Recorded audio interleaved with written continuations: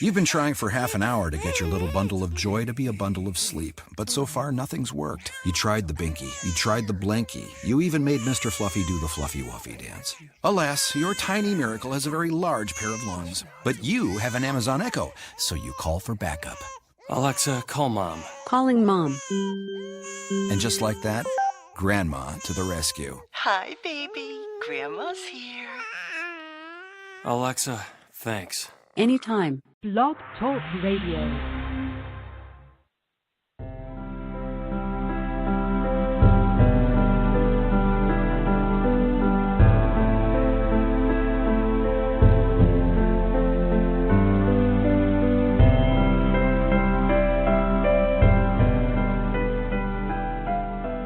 Welcome to Nightlight. Step away from the mainstream and gather around as we enlighten the world and our realities and travel this cosmic journey we call life. Join us as we share with you and provide that beacon that can guide us all to a better way.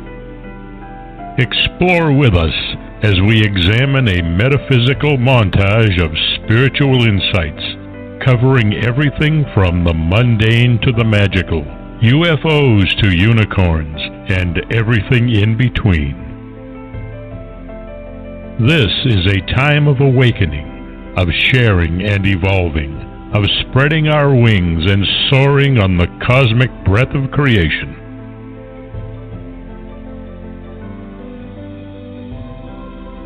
Come and join with other light-minded spirits as we weave our lights together to seek understanding, enlightenment, and with a little luck, some wisdom.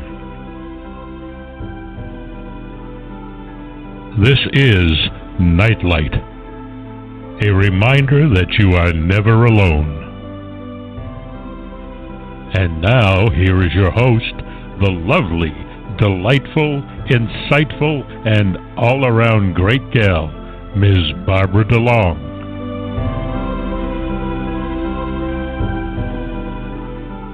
Good evening, everybody, and welcome to Nightlight.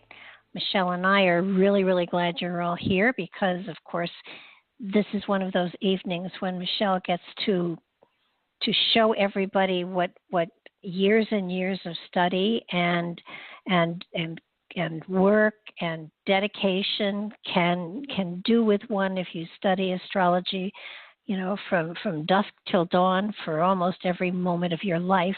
It is definitely, being an astrologer or one who is gifted in that particular area is a lifetime's work. And she has certainly not only dedicated her life to it, but expanding upon those talents and gifts so that she gives a multitude of modalities into everything that she does. And she is absolutely one of the most remarkable people I have ever met. And I am so very delighted that she has decided to gift me with her presence and you. So welcome to the show, Michelle. Oh, I'm so glad to be here. I don't know if you can hear me or not, though. This is the first connection. Oh, yes, I can hear you. Can you hear me? Goody. Wow. I am so impressed with how impressed I should be impressed about me. Well, yeah, I know. You know, you have a lot of gifts in one area, and then suddenly you find an area like the techie stuff where not so much. Oh yeah, everybody's got to have a few holes, you know. Oh my goodness, yeah. I used to say that when we incarnated on the earth plane, we had a level of technology that we would be able to absorb, and then after that, forget it. It's next lifetime. And we've already gone through at least 5 lifetimes in our version. Yeah, I'm afraid I have too. I mean, I have to, maybe we're like cats and we've got 9 lives or something, because every time I think I've reached the point to where I just can't cope with any more of this stuff, suddenly you're forced to, and it's like, all right, that wasn't so bad after all. So, we keep going. I have to ask you, a second volcano has erupted. Wow. the Hawaii volcano and this other volcano. I mean, it's not the Ring of Fire by any means, but I mean, did the stars? I mean, it was something like this in the stars for us to have, volcanoes erupting. Yeah, you have Uranus active. Uranus is at 1 degree of Taurus, and when it entered Taurus, of course, it was activating a fixed star. And you've got a combination of things happening as we go forward. It's eruptions are on the horizon.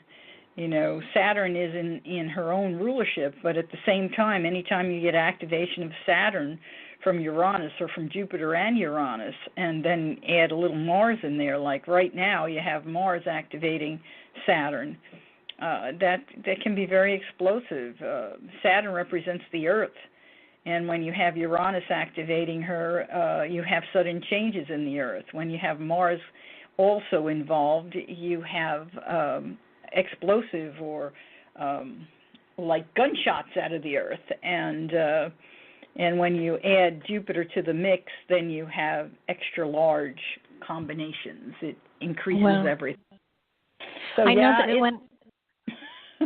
when I did the overview for 2018, I know I mentioned volcanoes and I specifically mentioned Vesuvius.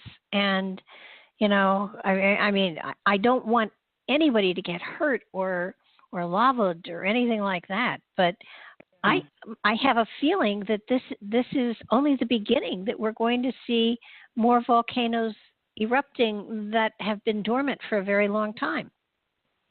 I don't think you're wrong. I think you are right. And, the Earth, when we have these 5 planets now in feminine signs, we have a natural magnetism or activation of the Earth itself.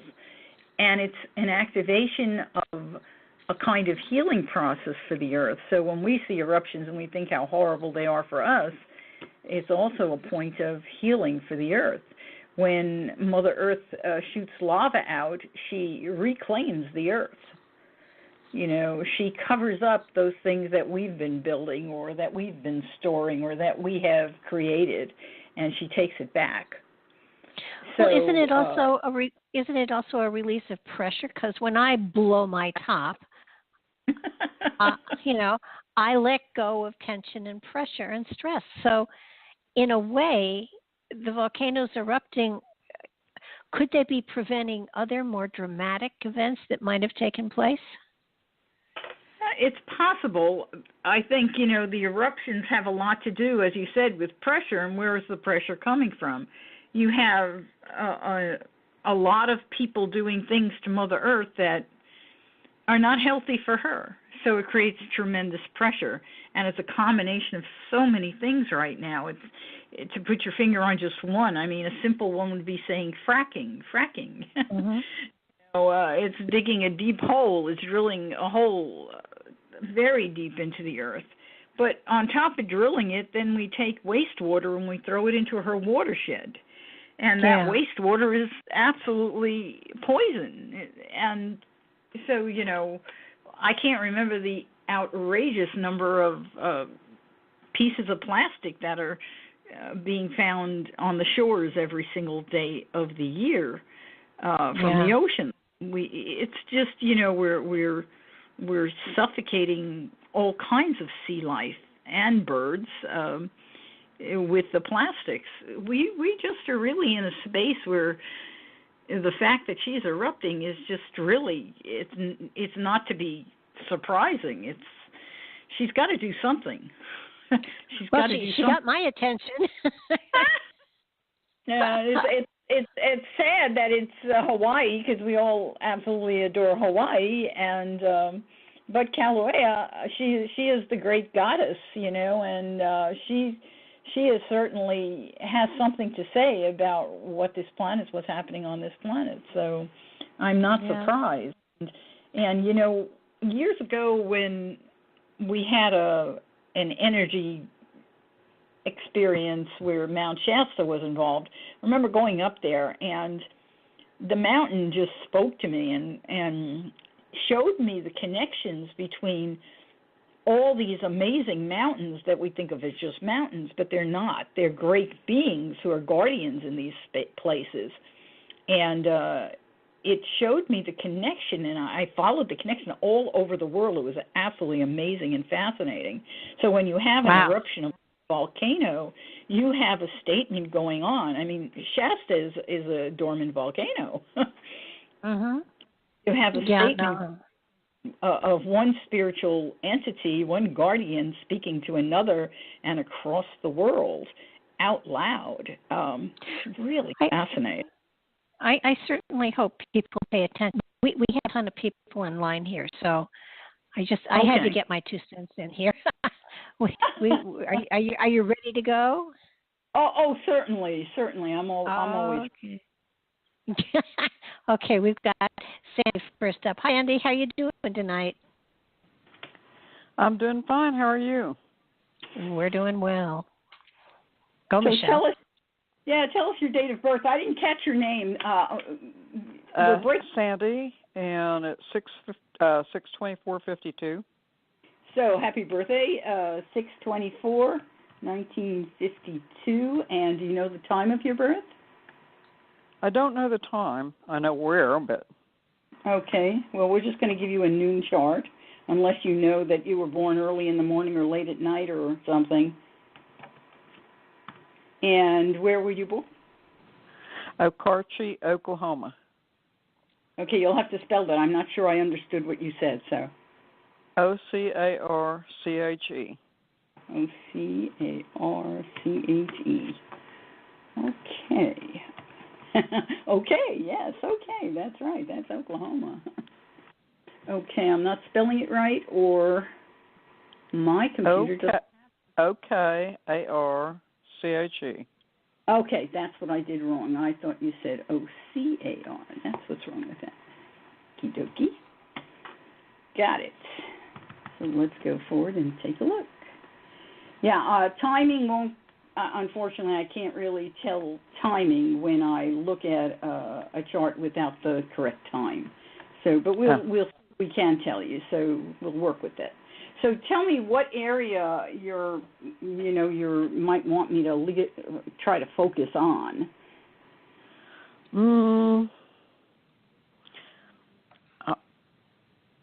I'm not real sure. Okay, well, we'll just kind of take a look. Right now you've got Pluto in the sky making an opposition to Mercury, so there may be a struggle with getting your thoughts out there. And at the same time, it can be also sometimes in balancing them, careful not to explode with them. But that's sometimes a challenge. And if I had the houses, I'd say most likely this is a statement that information regarding family have to do with your father and your mother might be surfacing for you. You might be exploring that. Your thoughts might be going in those directions, trying to understand or figure out more of who you are, why you are, who they were. That's part of that opposition that's going on. So you might be experiencing some of that. Let's see what else is in here that's noticeable. That Pluto is also square your part of fortune. That's kind of interesting. It's not direct right now, but it's going to go direct. I think it goes direct. I want to say July, but I could be off there. Can I add something here? Yeah, go ahead. September 30th. So I'm going to throw one thing out before you add that. Okay. Is when Pluto is making that direct square to your part of fortune, I would pull a lottery ticket. For September the 30th? I would do it the day before. Mm-hmm. On my mother's birthday. Isn't that interesting? I'm seeing a lot of. This is a time of reconstructing a lot of stuff. It feels like you're reshifting stuff. It feels like you're almost redefining yourself, and it's like there's a new phase of life here for you. And there may be an element of unsettlement and confusion, especially over the summertime. But it does feel as though by the time you get to September, you have a much better focus. I think it's a very exciting time for you, and yet I feel you're still in a little bit of confusion, so you don't feel excited yet. Can you quite relate to that? Yeah, I'm getting my studio together, sort of, and I'm still having to deal with my dad. Mm-hmm. And, Yeah, this statement here about your dad is also noticeable.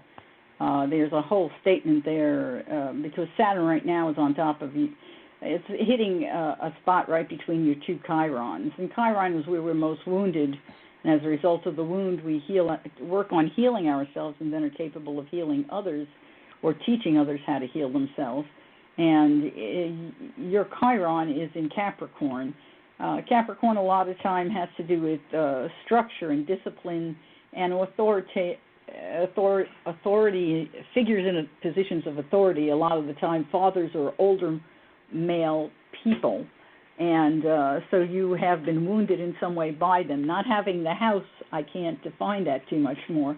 But the fact that Saturn is sitting on top, and it has been for a little while, because because of the space between your two chirons, which is 3 degrees, it's almost 4. And this is a period of time where you are having to work with your father. There may be responsibilities that make you feel like all of the wounds that you have had regarding people in positions of authority or all the responsibilities you had are now on top of you all over again. And Saturn will turn around and we'll get off of this Chiron here coming up, but it's still a little bit of a ways off. Does that make sense to you? it sort of does. And my dad's birth date is 8/13/25, and he was born in Pocasset, Oklahoma. I have to go over to go look. I don't have, our time doesn't allow me to go back in and put another date in because I won't have both charts up at the same time, so that kind of limits me. But Saturn will go direct on the 6th of September, and when it goes direct, it'll only be at 2 degrees, so it's going to go back over. By the time we get to the beginning of next year, you should start to feel a whole new level of relief from this experience. Yeah, absolutely. I'm seeing that up, November, December, there's a lot of stuff going on. She's doing a lot of questioning and challenging of herself, which is a good thing to do. Just don't overdo it. But after the first of the year, that's when things absolutely open up and flow. There's rebirth of a new element of you. Abundance comes in on new levels. Some legalities are taken care of in the April time frame. And there's a commitment to the spiritual, creative nature of you. It's a whole new life. So it looks like you're taking care of a lot of stuff up to the end of the year. And then once the beginning of next year starts, that's when life starts to really unfold and blossom for you. And I'm going to that'll be a relief. Yeah, and I'm going to add one more thing, that I've added some of the dwarf planets now into my view, and I have Eris in your chart, and she is directly in a square to your Chiron. So here where Saturn is on top of Chiron, it's also square your Eris. Eris is the part of you, and this may explain some of this. Eris is the part of any of us that is the female warrior, the woman who has to be strong, the woman who is ready to strike out and take action. And to have your Chiron squared is a real clear statement that where you are most deeply wounded is in your own ability to be the strong, independent woman who will have your say beyond what anyone in any position of authority dares to tell you. So all of this is what you're going through now to rediscover that strength of who you are. That would be very much explained because this last year and a half, I've had to step on a few toes. It's okay. You need to. And I've stepped on them rather well. Mm-hmm. Good for you. Indeed. You know, Indeed 8 you degrees. have. 8 degrees is a very balanced number, so you had that, and you were born with Eris directly opposing Saturn. So this is historic, no question about it. It's like you came into this physical body in order to reassess the power of woman. Wow. Yeah, and I think I would say that's a good statement because, like I say, starting the last 2 years, I really stepped on a few toes, including my brother and his wives, and a little bit of my dad's. Mm-hmm. And I didn't back off. Well, that's good. I think that's healthy. Yeah, Michelle, we got to move on. I know we do. Okay. I wish you the very best. Take care of yourself. Okay. Make sure you stay strong. Don't let anybody make you less. Okay. I appreciate it. But thanks for calling, Sandy. Take care. Okay, we've got June on the line. Hi, June. How's it going? Hi, how you doing? Doing well. Good. What's your date of birth, June? June 6, 1963. Happy birthday. Another birthday Thank lady. you. Wowee, yours is right around the corner. And what time were you born? 10:20 p.m. 10:20 p.m. And where were you born? East Patchogue, New York. East.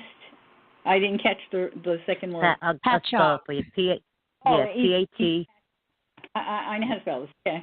I just couldn't understand what you said. That's all. Okay. Yeah. I was raised in New York, and we'll just see why. And we used to go out to the island there to go fishing. My dad would take us fishing, and it's not coming up right. So let me go one more time. Why she's not bringing it up? My computer. Maybe I need a new computer. Oh God, don't say that. That would not be nice. You know what? Sometimes you have to get new computers. Bite your tongue. Actually, it's not coming up, and I don't know why. Huh. All right, go ahead and spell it. Maybe I don't know what I'm doing. It's P-A-T-C-H-O-G-U-E. C-H-O-U-G-U-E. Okay, well, we'll try it again, but I don't know why. It wouldn't come up east. East wasn't coming up anywhere. It's still not coming up. Oh. I wonder if I just put in Patchaw. Or maybe it could be, I thought it was East Patchogue. Maybe it's Brookhaven. Try Brookhaven. Oh, Brookhaven. That's the Brookhaven Hospital. Okay, let's try that.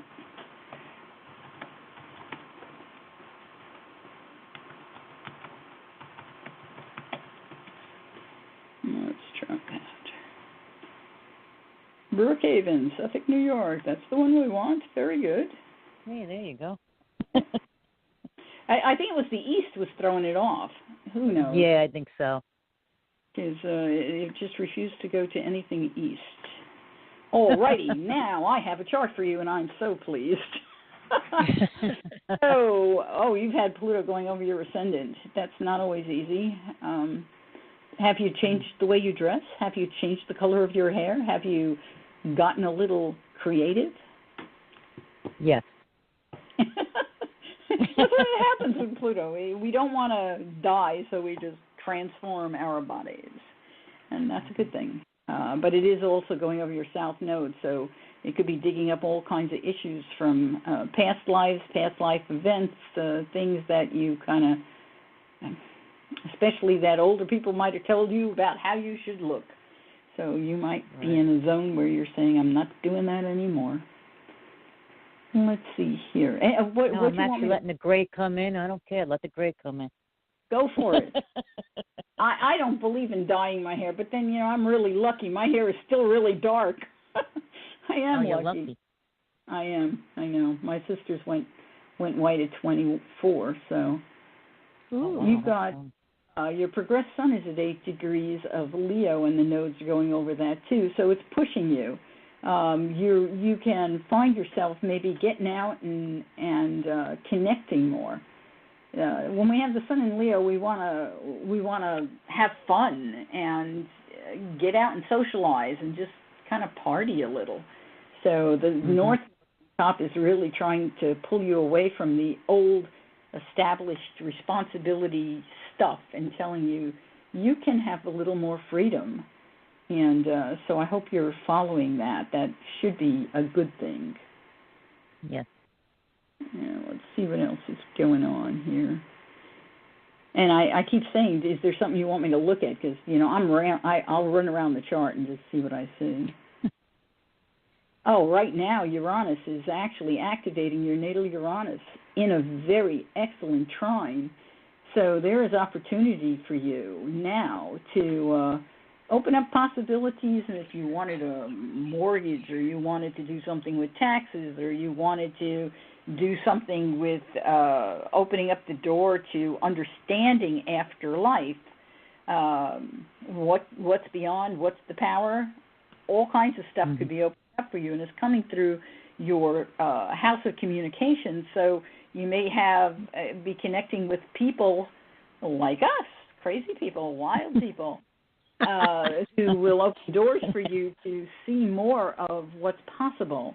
It's also making a trine to Mars in this house, and Mars, of course, is your energy, and you've always been like really kind of detail oriented. You haven't been like wild at all. All this Virgo stuff going on in there, where you should have a little bit of wildness, you have none going on there. So it's trying to free you up. Everything looks like they're trying to free you up. It's that point in time for you. And there was something I wanted to see with that. Oh, yeah, there it was. Oh, yeah, it's all in your house. It's all coming through communication. So, it's up to you what you do. I mean, you're doing it now. You called, and that's huge. Not everybody even gets through, so that's fabulous. Okay. That's taking action with communication. Right. And the eighth is the house of inheritances, too, so there could be something that may come through suddenly and unexpectedly. And, people don't have to always die for you to get an inheritance. I hate when people jump to that conclusion, but there's something there, and it's out of the blue that something could open up for you. And it doesn't have to be, it doesn't look like it's necessarily money, although it could be, because Uranus does rule your house of money. But it could also be more likely some kind of communication that clears things up for you, that gives you a whole new sense of freedom, a greater understanding of where the details are. And if you do inherit something, it would be something very physical, probably not money. It would be probably property from the looks of it. Oh, yeah, it's definitely good. And maybe a little dog. Oh, good. I like animals. Yeah, well, it'd be a little dog. It wouldn't surprise me. So that's active right now, and that'll be active for a little while. It's going to take, when I say something where we talk about outer planets like this, where it's Uranus to Uranus, or Uranus to Mars, which is not an outer planet, Mars isn't, but it takes, that's what I call a loaded gun, okay? It's a loaded action, but it takes something else to pull the trigger to activate it. So you've got it's loaded right now, so it's going to take, the action of traveling Mars or traveling Mercury, Mars, and Venus, or the Moon in combination. And so I'm just curious to see who might give you a little trigger. Venus is going to come forward and could trigger it. That'd be about a month, 2 months away, a month and a half, 2 months away, something like that. And we've got another trigger. Well, your Saturn. Saturn is going retrograde. It is retrograde, and it's going to station. I got to go look again on my brain. I've got it dancing all over the place. But it's going to station on September the 6th. And when it stations at 2 degrees, so it's really close, really close. I'd say a few days before, maybe, depending on where the moon is on those days, or Venus and so forth. But I think you've got something really loaded for that time frame. Let us know, September 5th. We'll probably be back on the air around that time, too, so call in and let us know. Yes, I will. No problem. Is there anything else that I see that I need to tell you about? I'm sure. You know I have the ability to talk for hours on one chart, but I'm never allowed to. No. Oh, geez. Check out. I am not, even when people pay me, I can only spend so much time. It's too bad. What is in her 12th house? I see 12th house activity here. Saturn is traveling through her 12th house. We just talked about it. And that comes right back to the main thing that we talked about when we first opened the chart up. And, you know, Saturn is people in positions of authority, and going through the 12th house is about responsibilities from the past and issues from the past and issues regarding people in positions of authority or people like a father or a grandfather, older people. I see her needing to tie up loose ends, too. That makes good sense. I do see a trine, you know, when Saturn stations on the 6th of September, it will then go forward, and it will recreate these degrees that it's in right now. And when it hits 9 degrees, which it's not going to hit until probably December or so, when it does, it's going to make a direct trine to Pluto. And here we go again, back in the 8th house. And there's a statement there that there could be an ending, and as a result of an ending, an inheritance. So that is possible at that point in time. So is your dad still alive? No, my mother is. Oh, your mom. Okay. Mm-hmm. Interesting. Yeah. Mm-hmm. It's a little hard to tell gender. Sometimes Saturn actually is the ruler of Capricorn, and Capricorn is actually a feminine sign. So when we think of Saturn, because it's the disciplinarian, we usually consider it male. So it's very interesting to try to figure the gender.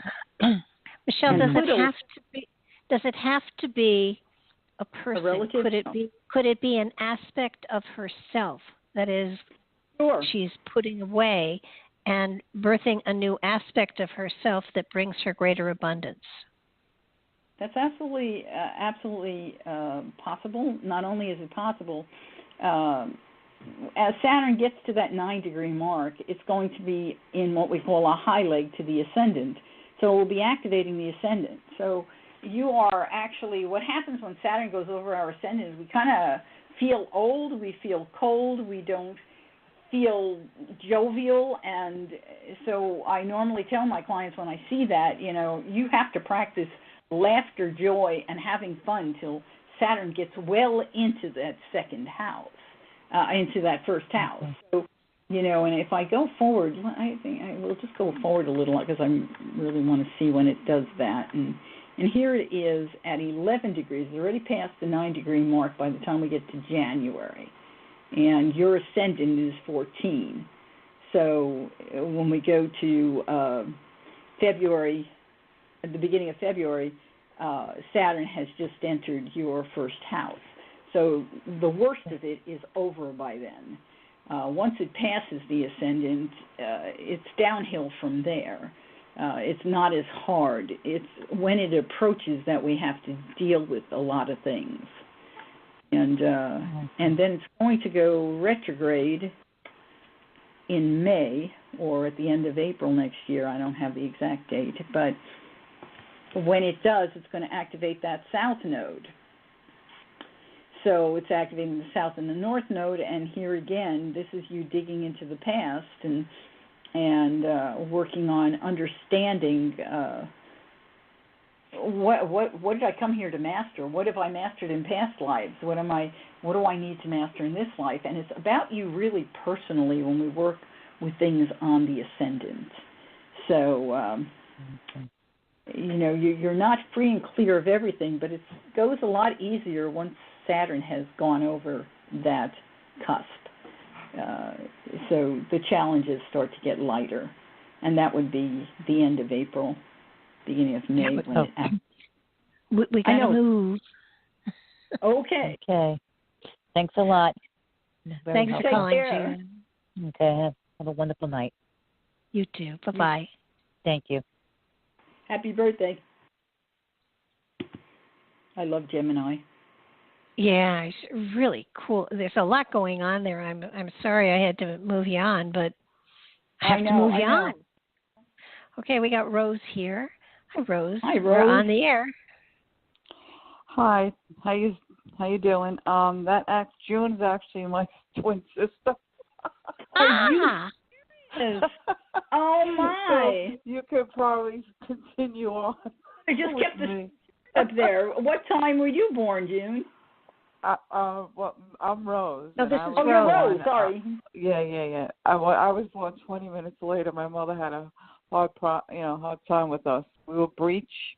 40. So You were born at 40. And I don't have her everything back up there. What year were you guys born?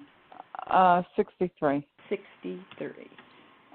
Yeah, and it was a full moon. That's so cool.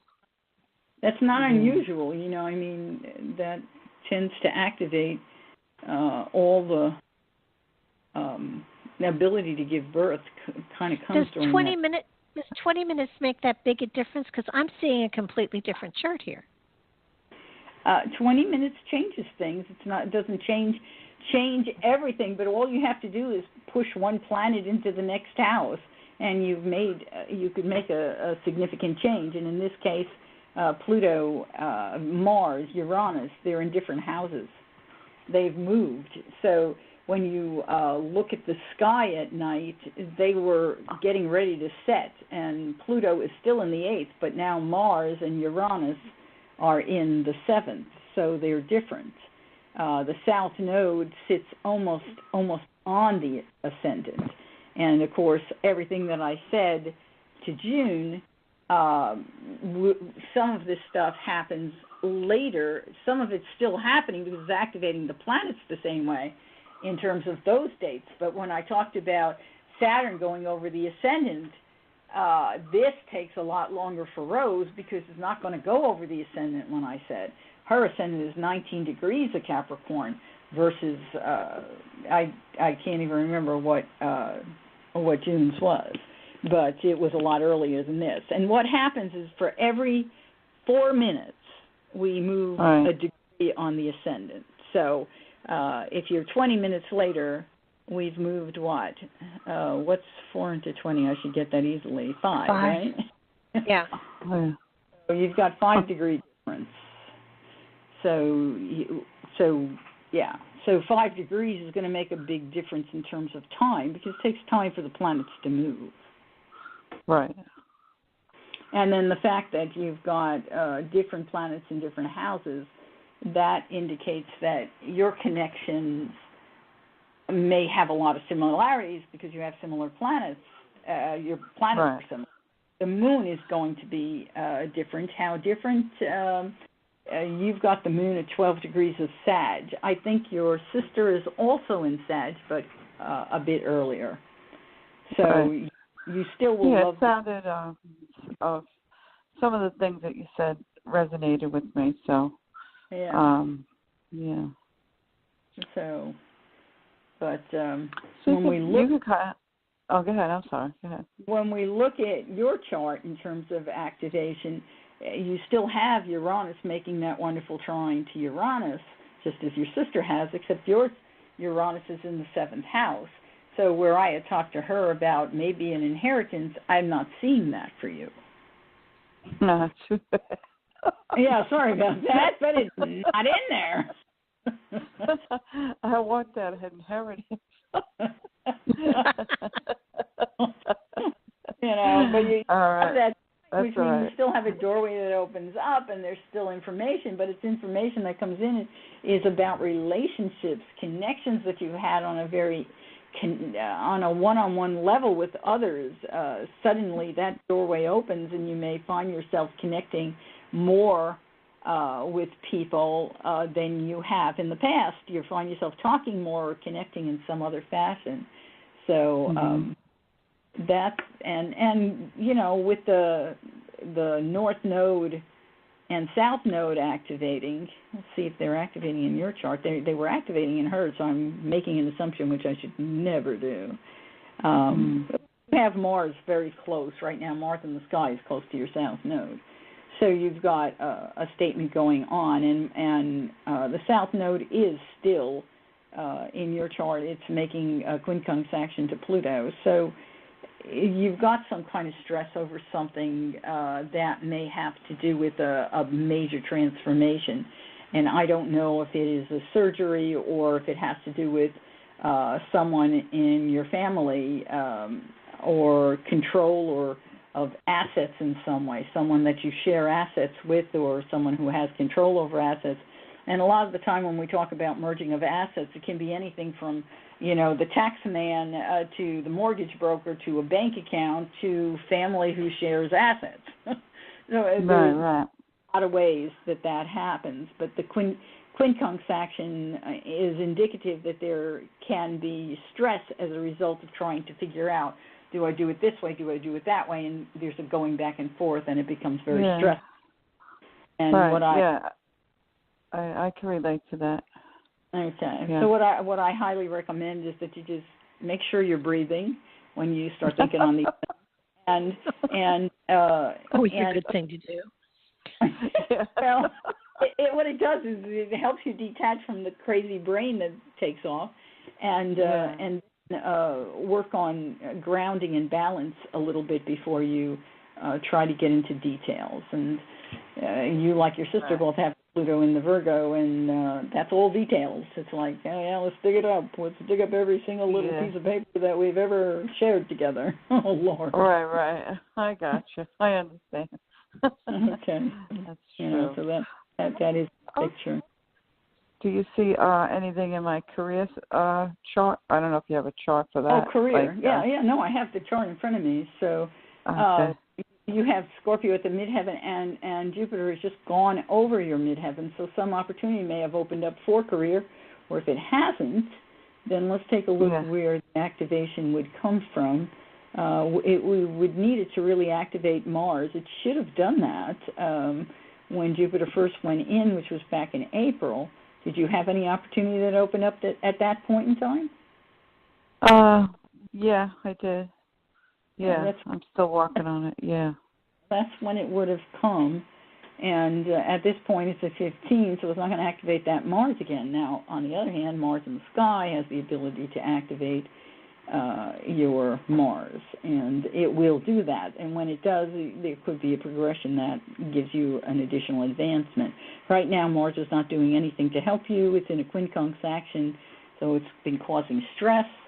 But Mars moves relatively rapidly, and I don't think it's going retrograde this year, but it might be. Let me go take a quick look. Yes, it does. Son of a banana. I was hoping that was just going to be Venus, but it's not. Mars goes retrograde on the 26th. It goes, you were asking me about the darn volcanoes. There you go. There's your date. You can write that one down. Okay, what is it? June 25th, June 26th.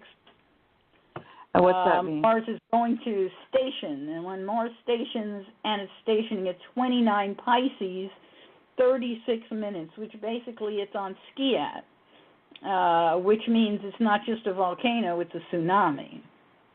Oof. Is it good or is that bad? Bad.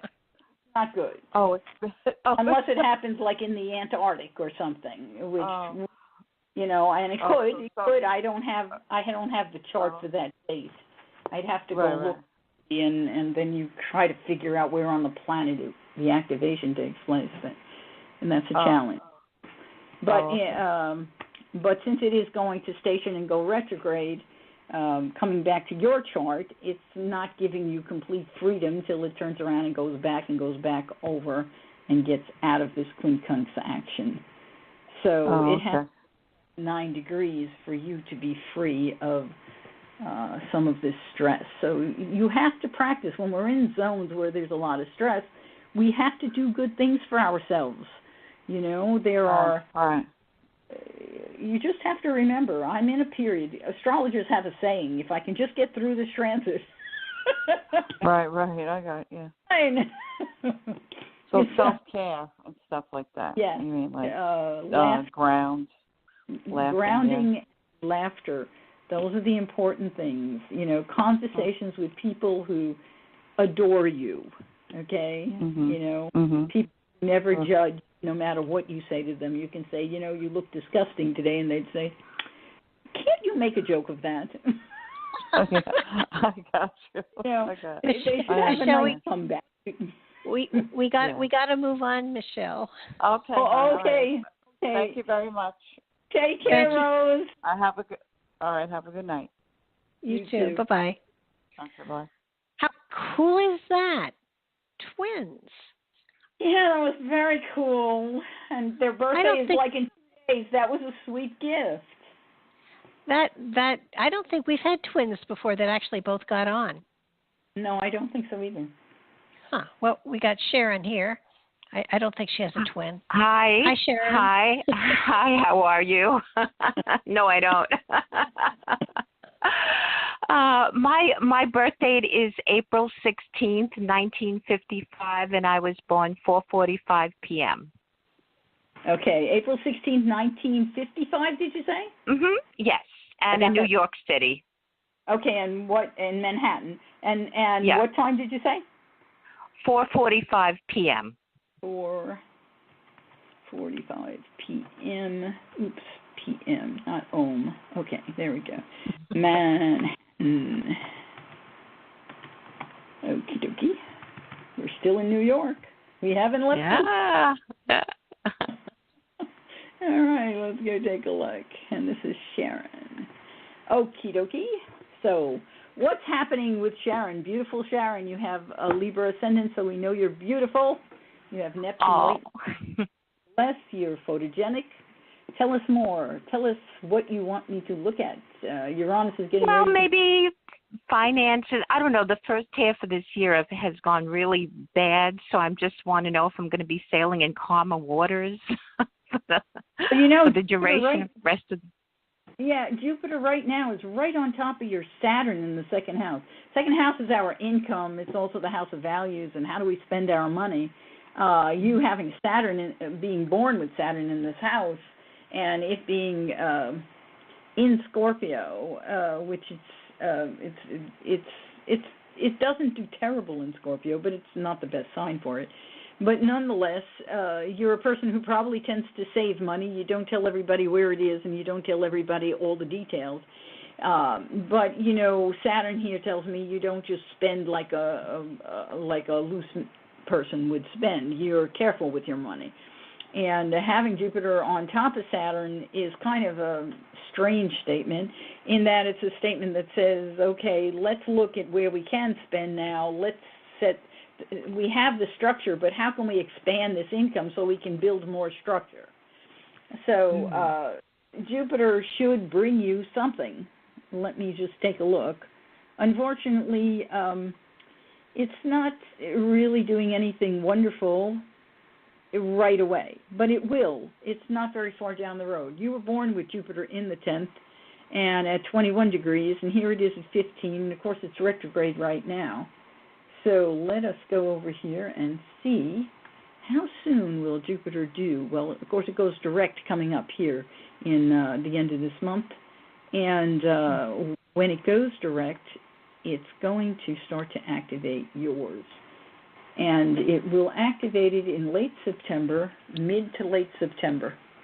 And when it does, that's a trine. That could open up a wonderful opportunity for more money. It's going to definitely increase money. Mm-hmm. So that's good because it will clear your Saturn once it hits that 21 degrees. And I can probably whittle that down a little bit more.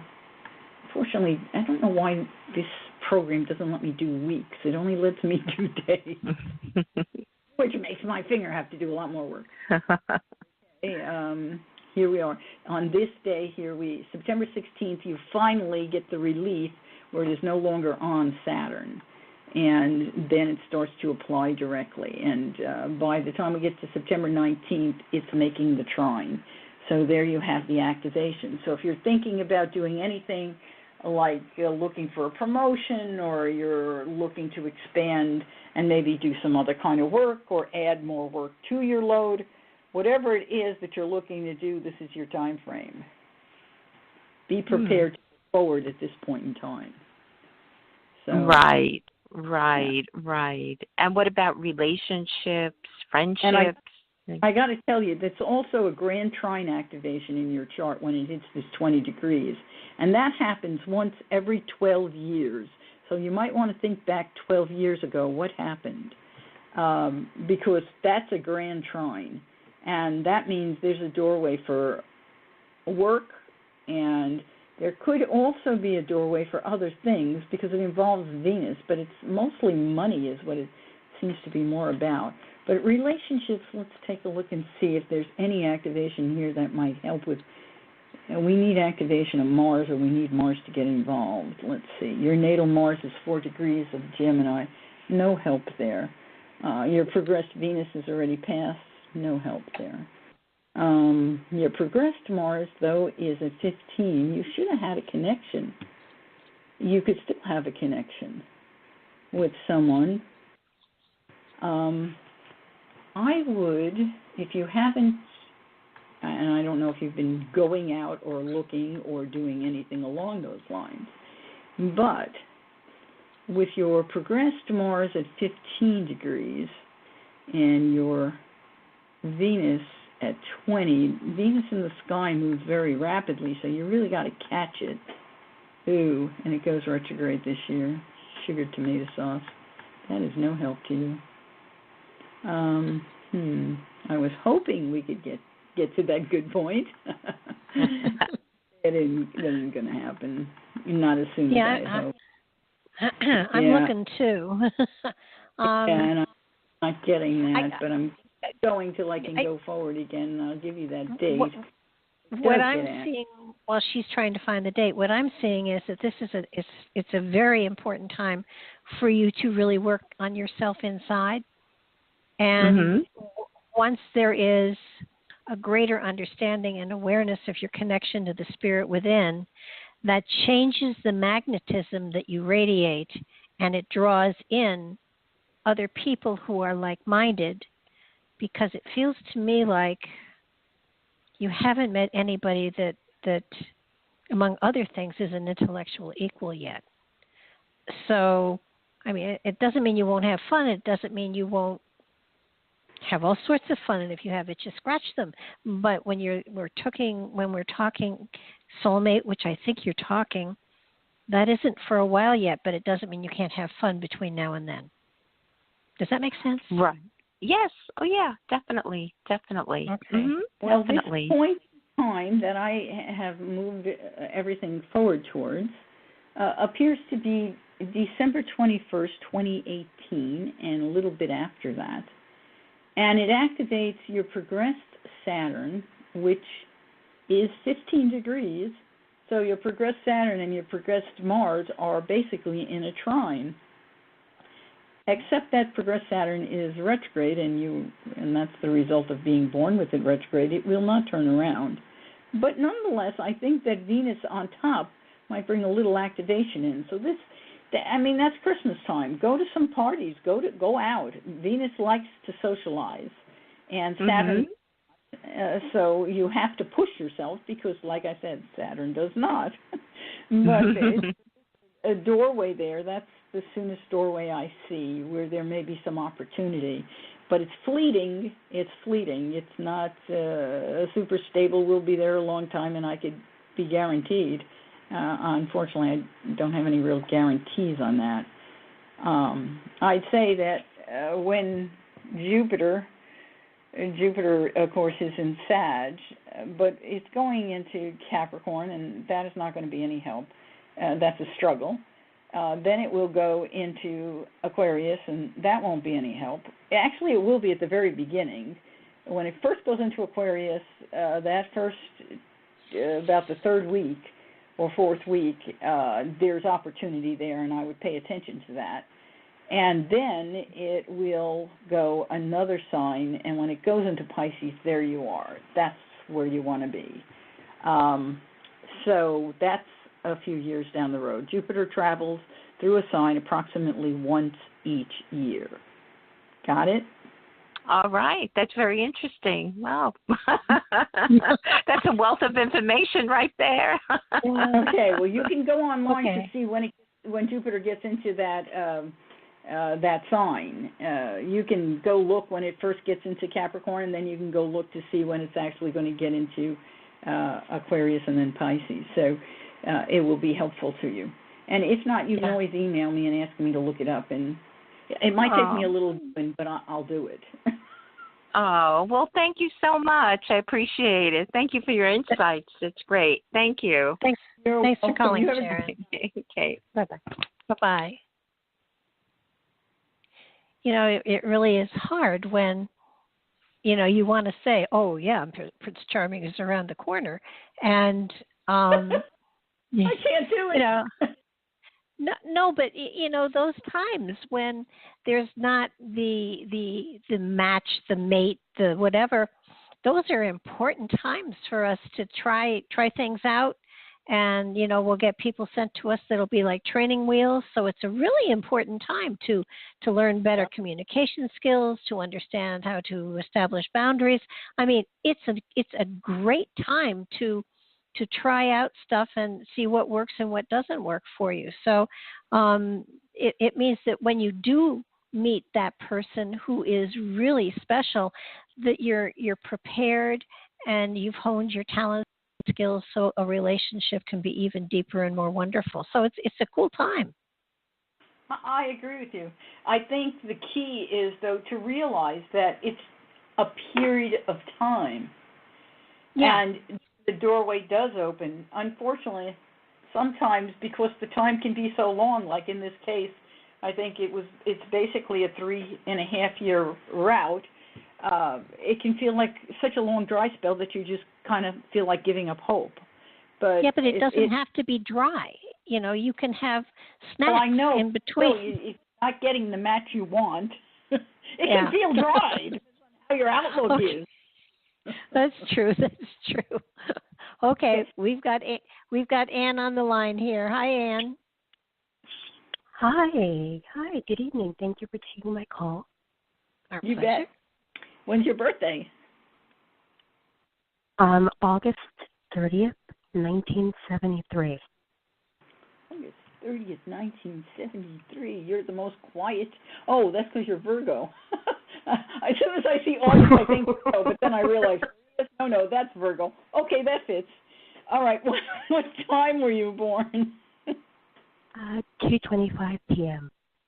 2:25? 2:25 p.m. Got New York, it. And where were you? City? Yes. What I didn't hear you. Which city? Yes, New York City. New York. Oh, Manhattan. Okay, here we go. Yes. This is an odd night, is it not? We're getting a lot of New York. Yeah. Okay. I guess the ladies, we need help. Yeah. Well, we all need help, but, New York is listening.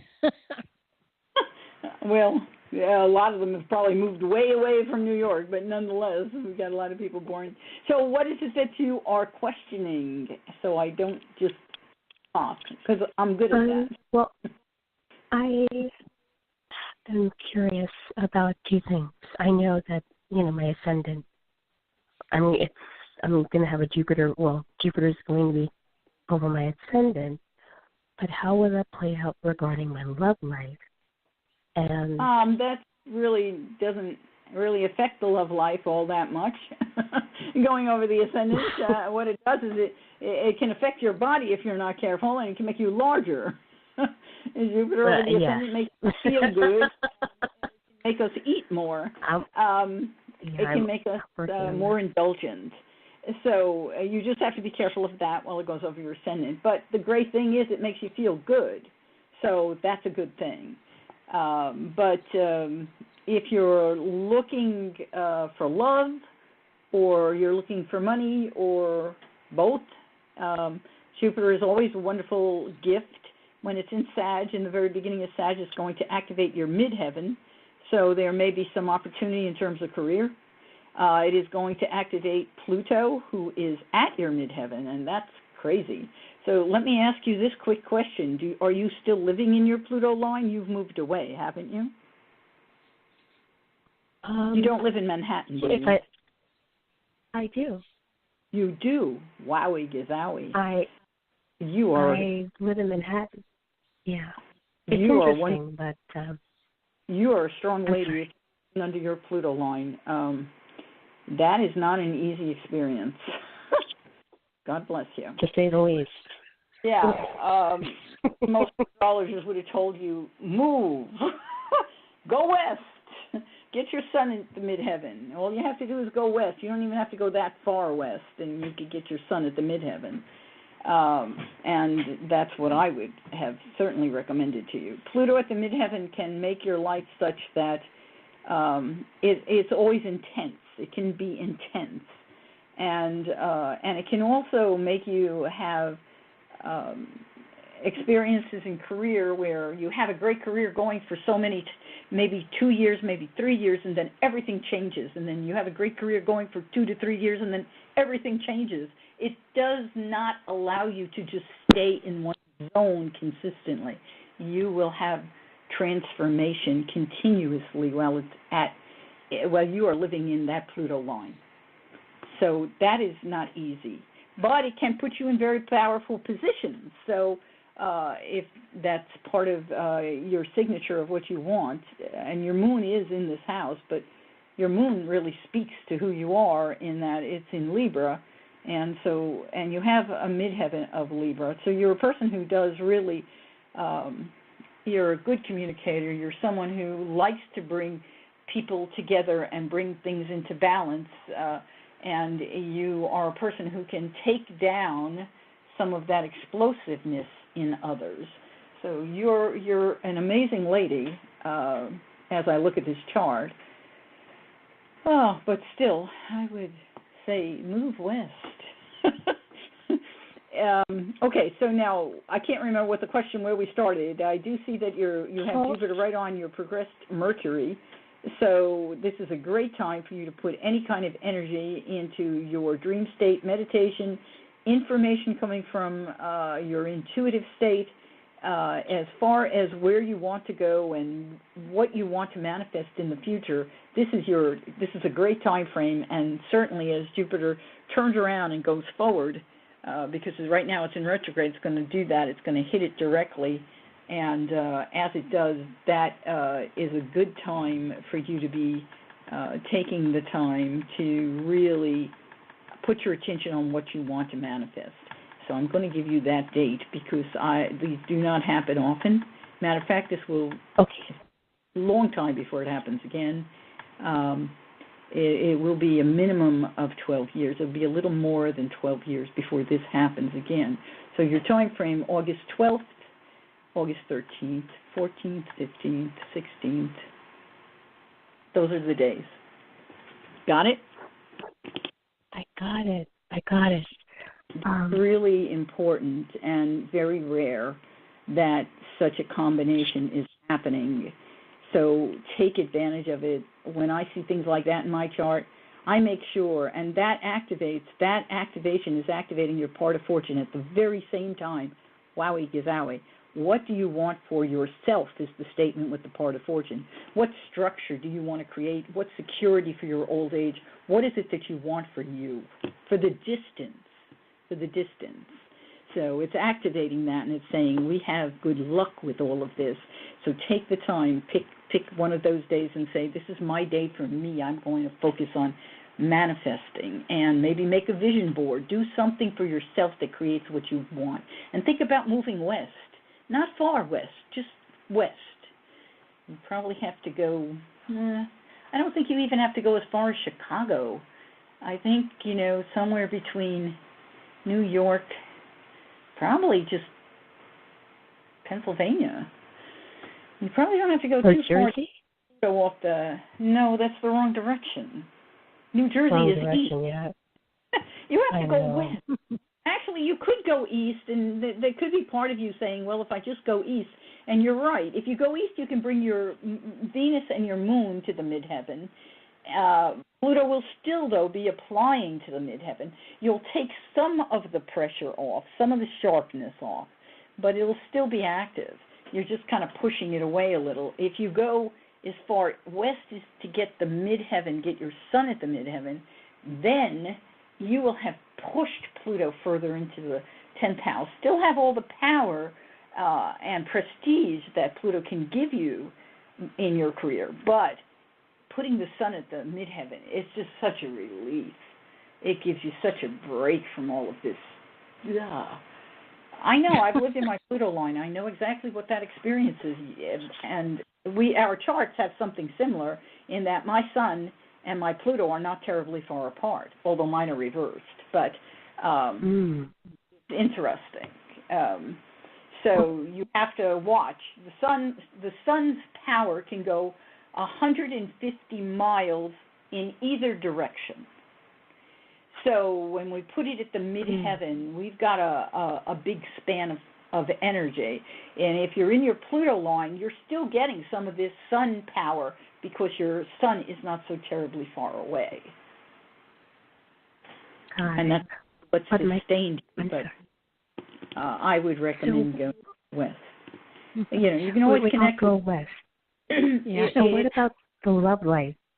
If you ever want me to do a reload chart for you, connect with me. I even do them, just the report can be helpful.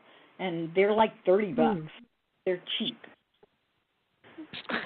Michelle, we got to move. Yeah. Well, that's what we're talking about. Anyway. Okay. Good luck to you. Living in your Pluto line is not easy. Yeah. I figured that it's a lot of betrayal also. Yeah. Get into the rest of what Pluto was doing in that chart. I'm sure there's a lot more to be said. Well, thanks for calling in. Just for people's, it's a good time now. We're in the middle here. If they want to get a hold of you to get a reading, to ask a question, to get a chart done, where do they contact you? They can pick up the phone and call, or they can write, email.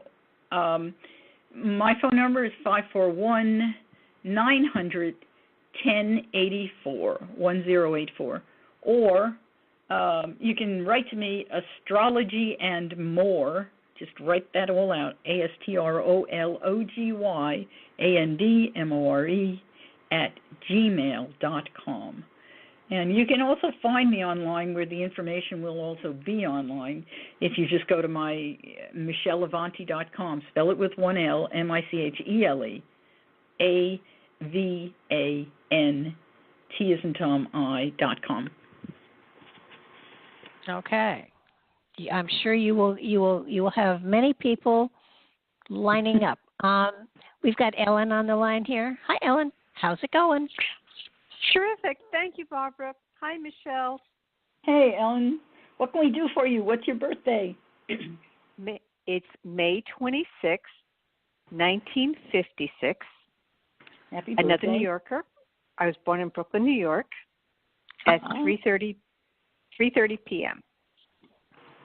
Brooklyn, 3:30 p.m. Oops, Brooklyn. You know what? Brooklyn Hospital is just fine. Thank you. I'm talking to my computer. Sorry. Okay. It's asking me which place in Brooklyn did I want to put you. Tonight it's talking to me. What can I tell you? You said 3:30 p.m., right? Yes. And happy birthday to you. This is another birthday lady. just had her Yes. birth. And May 26th, that's a Gemini. Yes. And boy, that's the day right between my two brothers' birthdays. One's born on the 25th and the other's born on the 27th. And that's the day I had my confirmation a century ago. All right, so now what do you want us to look at? Too much information, I know. Well, actually, I was just so impressed by whatever you picked out. Spin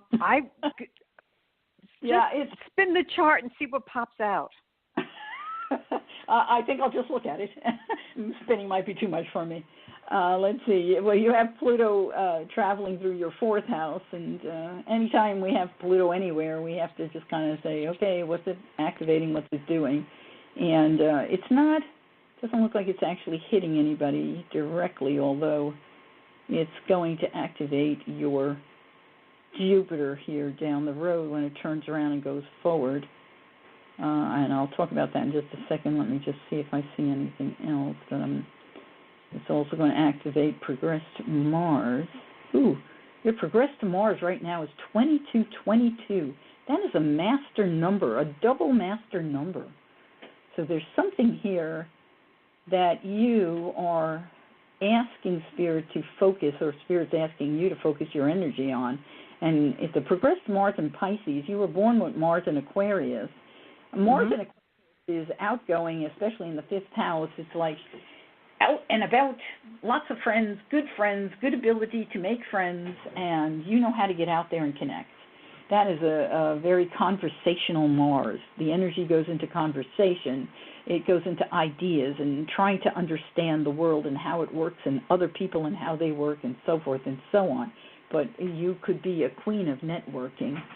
And to have your current progressed Mars at 2222 in the workplace and in the house of health, to have Pisces on this cusp, and to have Neptune in that house right now, hooshie-mooshy. Whenever I see Pisces on the sixth house cusp, the first thing I will say to you is, whenever you get any kind of diagnosis, make sure you get an extra diagnosis, because the diagnoses that you get are not always accurate.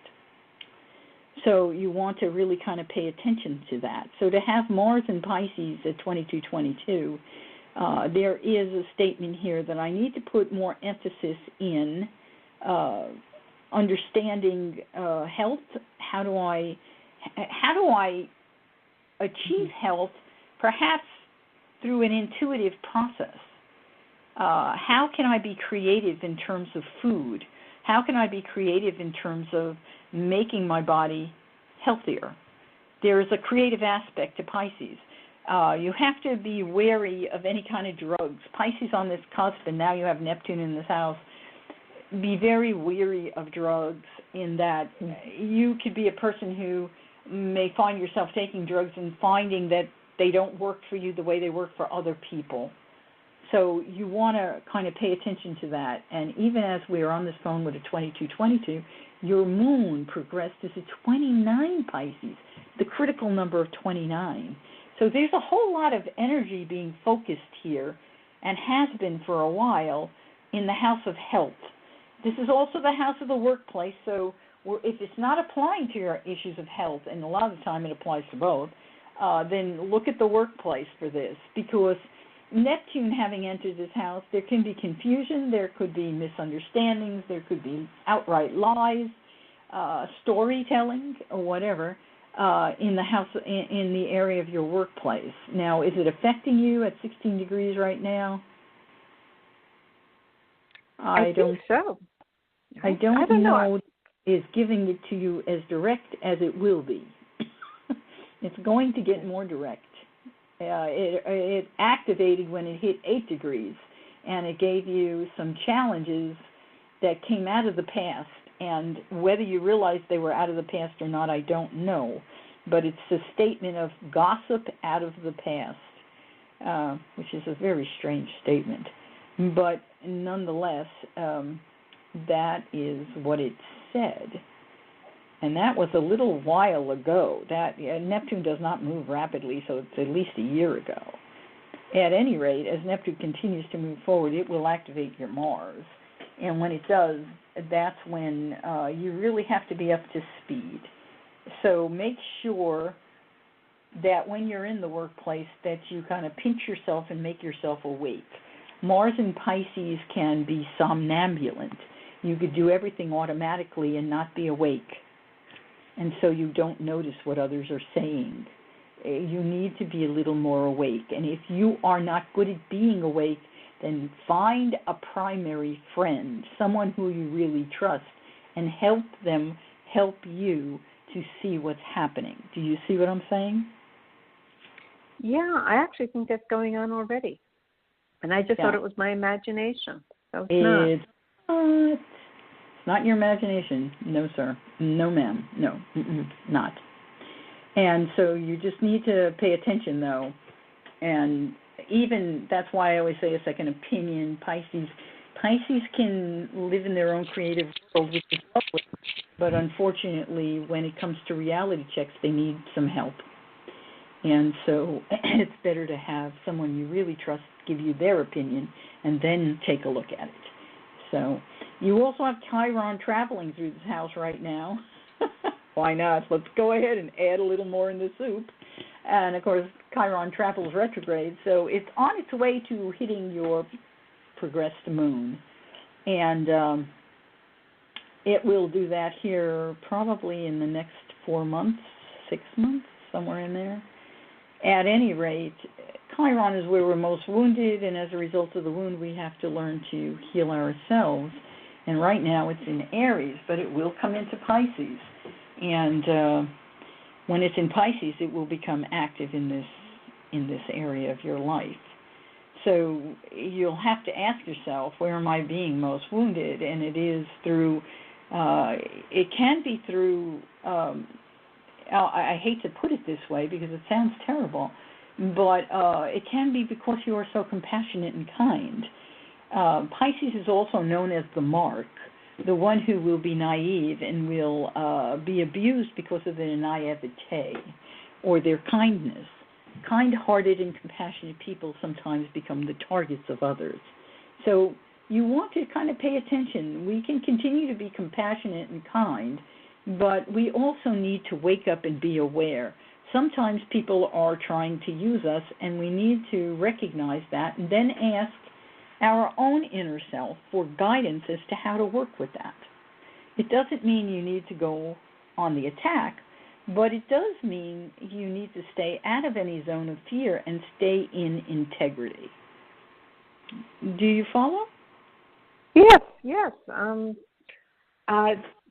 This is kind of stuff I've been thinking about today particularly, and it's good to know what's going on in my chart. Because I was just wondering whether I'm overreacting and just making a mountain out of a molehill. And maybe not think so. Maybe not. No, I don't think so.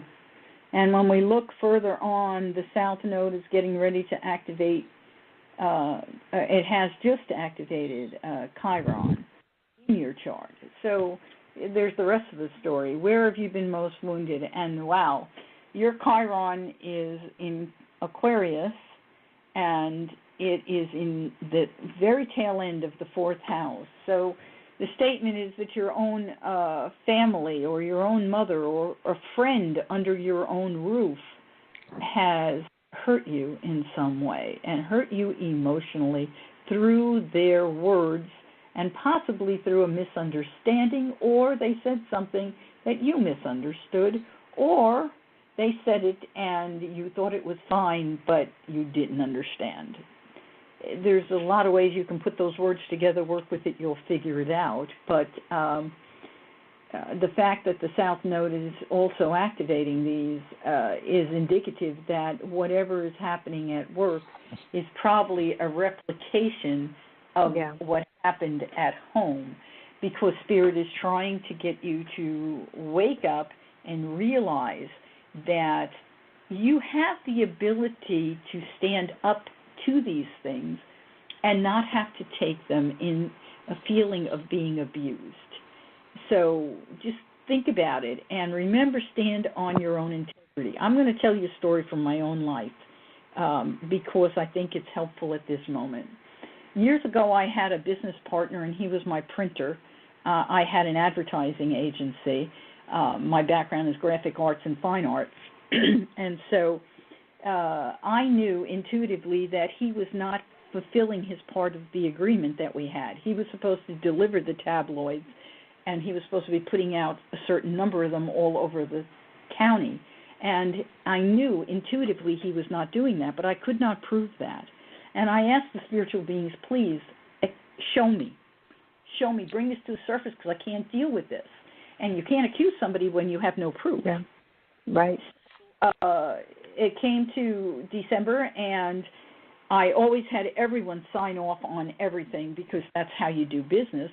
And he came in, and he had printed up something, and he had taken it over to our clients, and the clients called me on the phone, and he was standing there, and they said, did we sign off on this?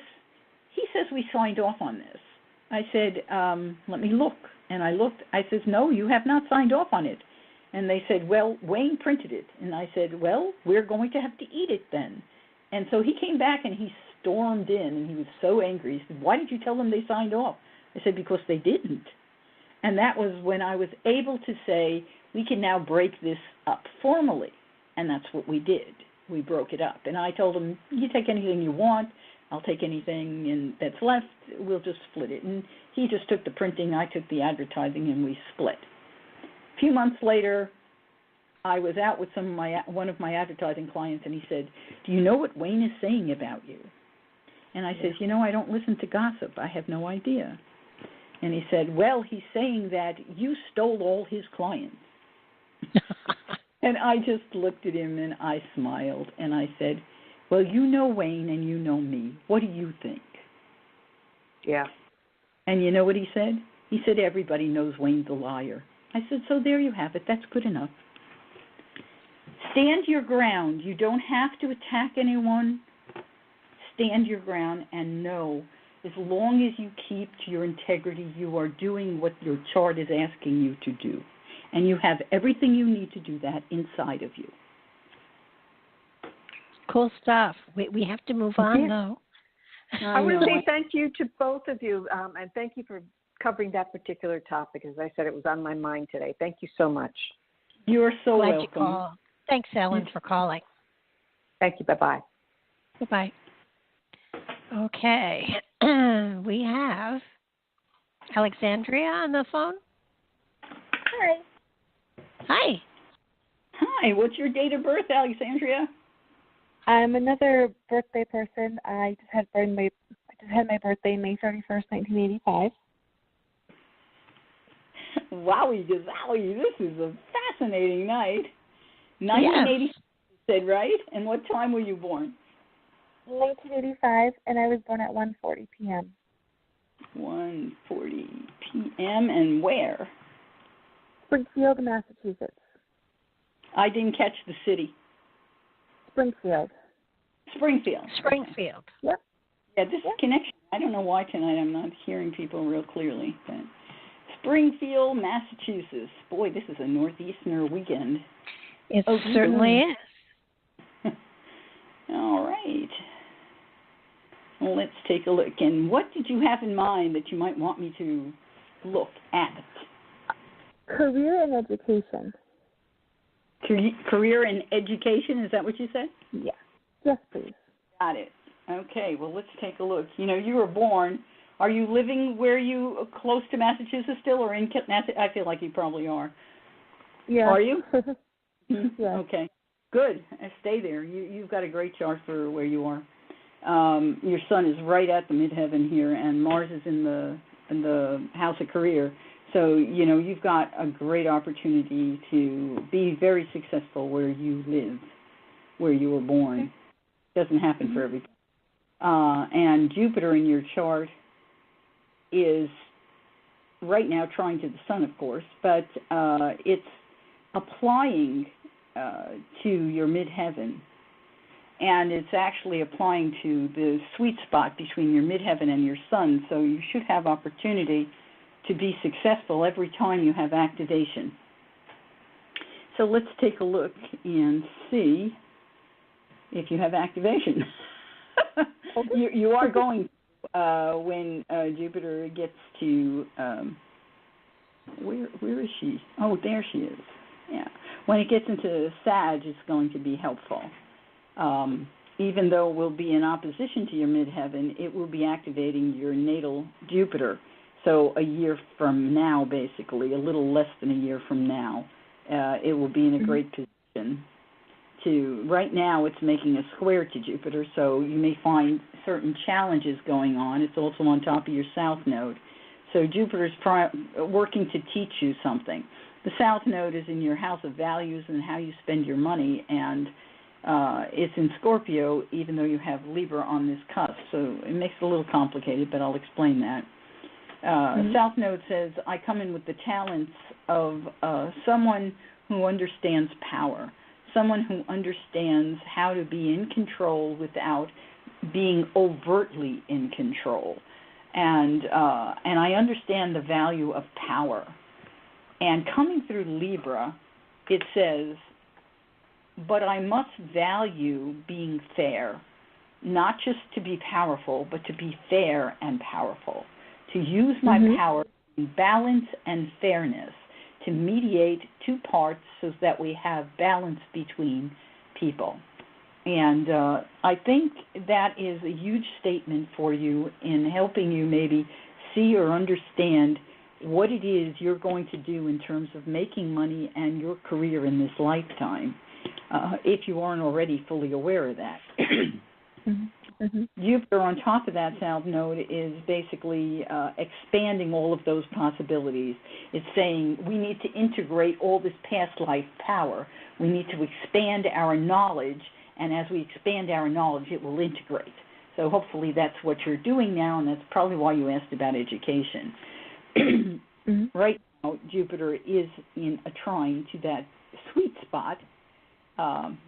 It's actually not in a trine, it's in a quincunx to that sweet spot between the sun and the midheaven, which means that right now you've been going back and forth, should I, shouldn't I, maybe I should, maybe I shouldn't. Take a deep breath and recognize that what you're really asking yourself to do is to go a step beyond where you've been and then lay out the steps and go forward, because you are being asked to go beyond, to go a step beyond, to be bigger in your knowledge. So that's what you need to pay attention to at this time. Let's see here.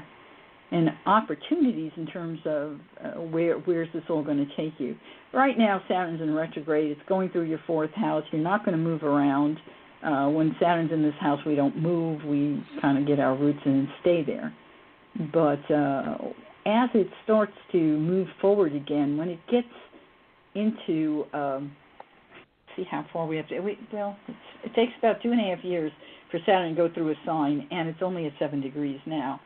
So it's another 1.5 years before it's going to get to your fifth house cusp. But when it hits in that zone, it's going to start activating your ability to set a structure that is going to allow you to climb the ladder you're looking to climb. It's not going to give you everything you want then, but it's going to allow you to create the structure necessary to do it. And then 2.5 years later, it's going to give you the opportunity to really not just graduate, but to get the diploma or the promotion or whatever it is you need to put on your wall that says, I've now made it to a secure space. So that's happening.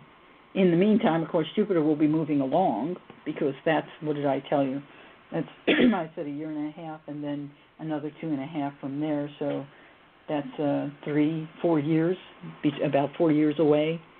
So Jupiter will have gone from Scorpio, it'll go through Sag, Capricorn, Aquarius, and it'll be on its way to Pisces. But once Jupiter is in Aquarius, it is going to open every doorway you could possibly want. At 10 degrees of Aquarius, it will open every door for you. So I'm just going to go forward to tell you when that's going to be. And it may be that with the retrograde, it might even do it more than once. So it's kind of interesting how that happens. Stop, no computer, don't do that. Well, in about a year and a half, I should be getting my doctoral degree. So I'm working on my dissertation right now. So December of 2018, I'll have my doctoral degree completed. All right, well, you're on the road. There's no question about it, because it's all you're fulfilling what it is you committed yourself to fulfill, and that to me is always exciting to see. So here is that's June 4th, 2021. It's already in Pisces, so it's going to be the year before that. It will be in 2020. Which is not far away. It's 2 years. And is that what you said when you would have your doctoral? 2019, yeah. December of 2019 is when I would have my doctoral degree. Okay. So here, this is your doorways just start opening. Here it is at 11, and it's even the month before that. Well, somewhere between there. It's 2021. You have got a doorway that opens at the beginning of the year, somewhere between January and February of 2021. You're going to have a doorway, an opportunity to get something that really makes you happy. That is like the success you've been aiming for, the goal you want, that will help you to do the healing that you want to do, not just for yourself, but for and I don't know if you're doing anything legal. This is a house that's legal, but it can have to do with something legal. It can have to do with paperwork or contracts or agreements.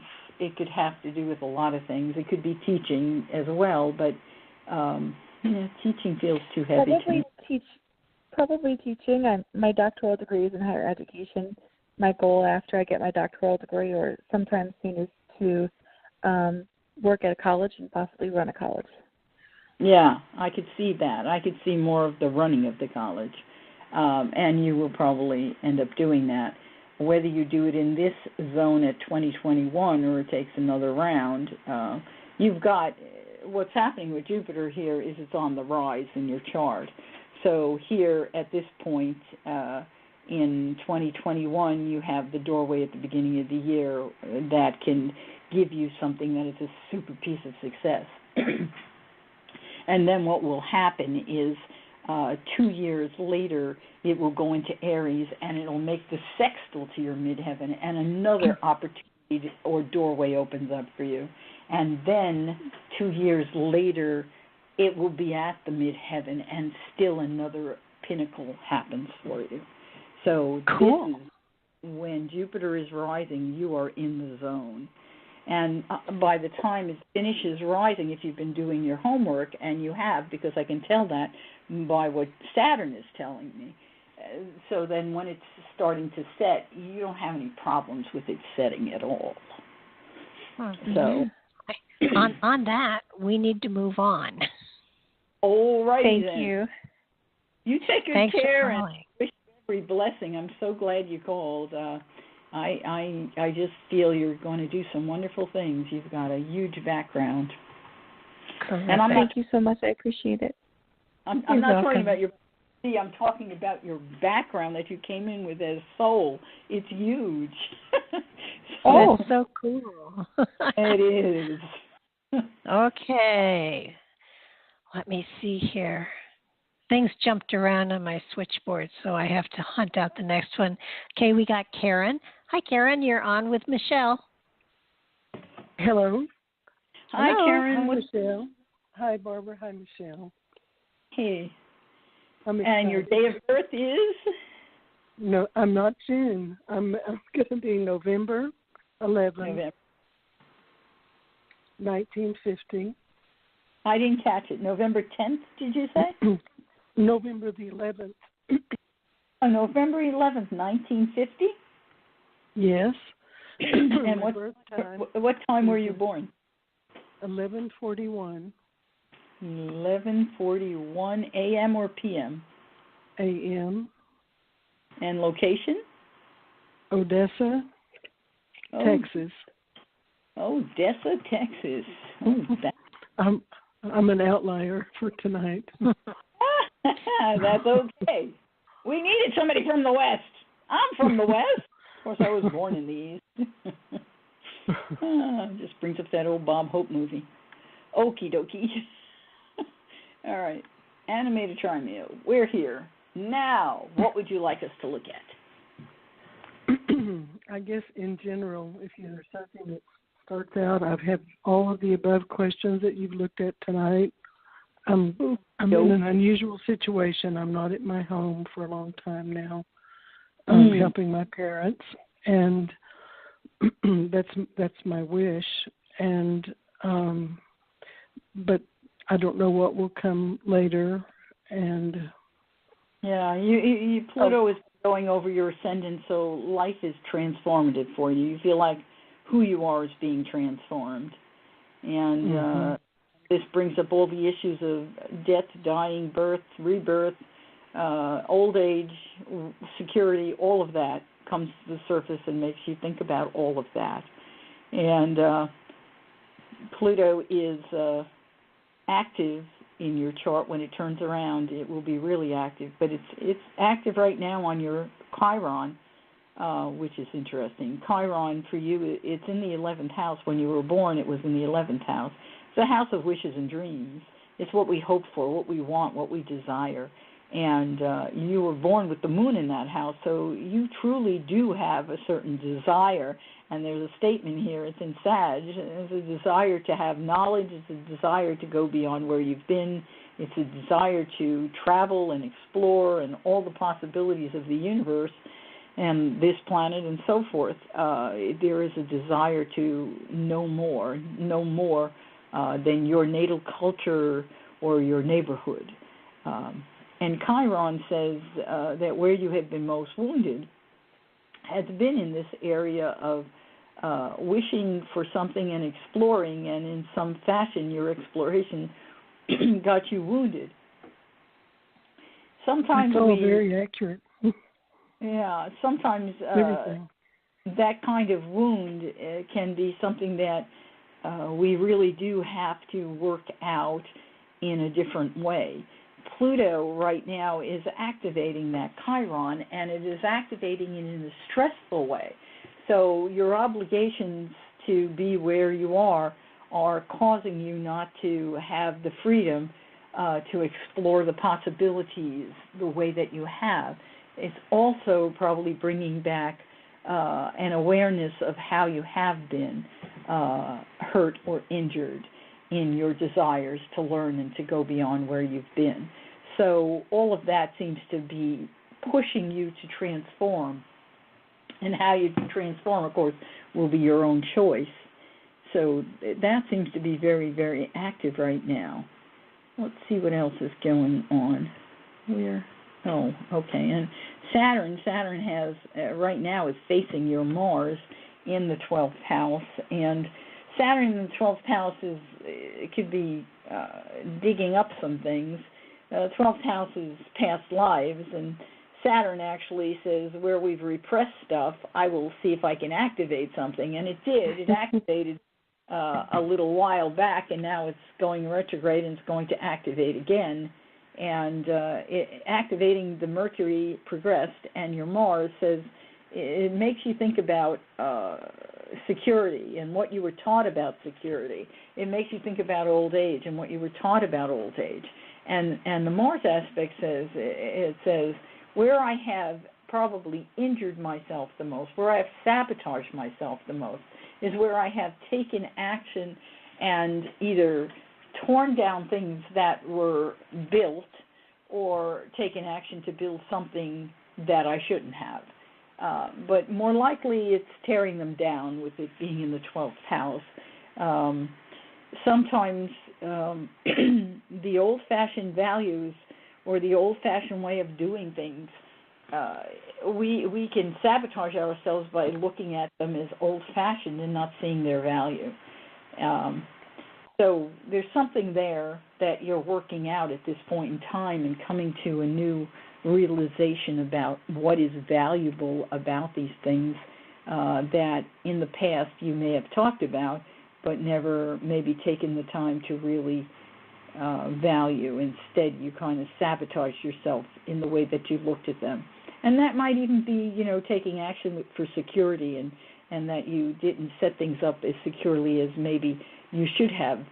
Your parents may have told you you've got to save, and you may have said, yeah, I don't want to do it your way. So there's something here in all of this, and hopefully you're figuring it out as I'm telling you what I'm seeing.